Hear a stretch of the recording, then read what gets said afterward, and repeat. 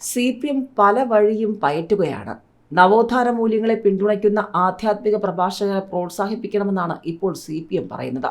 നവോത്ഥാന മൂല്യങ്ങളുള്ള പ്രചാരണത്തിന് കഴിവുള്ള ആധ്യാത്മിക പ്രഭാഷകരെ പ്രോത്സാഹിപ്പിക്കാൻ CPM നിർദ്ദേശം. നിലവിൽ പല പ്രഭാഷകരും സംഘപരിവാർ പാതയിലാണെന്ന വിലയിരുത്തൽ തുടർന്നാണിത്. ഇത്തരം പ്രഭാഷകർ സാധാരണക്കാരായ ഭക്തരെ ഏറെ സ്വാധീനിക്കുന്നുണ്ട്. ഇതിന് തടയിടാനാണ് യഥാർത്ഥ നവോത്ഥാന മൂല്യങ്ങൾ പ്രചരിപ്പിക്കുന്നവരെ പ്രോത്സാഹിപ്പിക്കുന്നത്. ലോക്സഭാ തെരഞ്ഞെടുപ്പിലെ തോൽവിയുടെ പശ്ചാത്തലത്തിൽ പാർട്ടി കീഴ്ഘടകങ്ങൾക്ക് നൽകിയ പ്രവർത്തന നിർദ്ദേശങ്ങളിലാണ് ആത്മീയ പ്രഭാഷണങ്ങളിലെ ഇടപെടൽ ഉൾപ്പെടുത്തിയിരിക്കുന്നത്. ഇത്തരം പ്രഭാഷകർക്ക് സംരക്ഷണവും പ്രോത്സാഹനവും നൽകി കൂടുതൽ വേദികൾ ഒരുക്കി കൊടുക്കണം. ക്ഷേത്രഭരണത്തിൽ നിരീക്ഷണം വേണമെന്ന നിർദ്ദേശവുമുണ്ട്. ഭരണസമിതികളിൽ RSS സാന്നിധ്യം കൂടുകയാണ്. അതില്ലാതാക്കാനുള്ള നടപടി വേണം. ഇത്തരം ക്ഷേത്രങ്ങളുടെ വിവരം കീഴ്ഘടകങ്ങൾ ഏരിയ കമ്മിറ്റികൾക്ക് നൽകണം. ഇതിനെതിരെ ശക്തമായ ഇടപെടലും വേണം. മതേതര മൂല്യത്തിന് പ്രാധാന്യം നൽകുന്ന സമിതികളാണ് ആവശ്യം.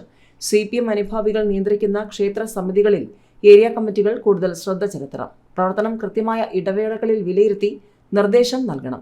ലോക്സഭാ തെരഞ്ഞെടുപ്പിൽ CPM കോട്ടകളിൽ നിന്ന് BJPക്ക് വോട്ട് ചോർന്നിരുന്നു. ഇതിന്റെ കാരണങ്ങൾ പരിശോധിച്ച് സംസ്ഥാന സമിതി തയ്യാറാക്കിയ റിപ്പോർട്ടിന്റെ അടിസ്ഥാനത്തിലാണ് ജില്ലാ കമ്മിറ്റി ഈ നിർദ്ദേശങ്ങൾ നൽകിയിരിക്കുന്നത്. തെരഞ്ഞെടുപ്പ് തോൽവിയുടെ പേരിൽ SNDP യോഗ നേതൃത്വത്തെ ആദ്യഘട്ടത്തിൽ CPM വിമർശിച്ചിരുന്നു. എന്നാൽ താഴെത്തട്ടിലേക്ക് അയച്ച റിപ്പോർട്ടിൽ യോഗത്തിനെതിരെയല്ല RSS കടന്നുകയറ്റത്തിനെതിരെയാണ് പ്രതിരോധം വേണ്ടതെന്ന നിർദ്ദേശമാണുള്ളത്.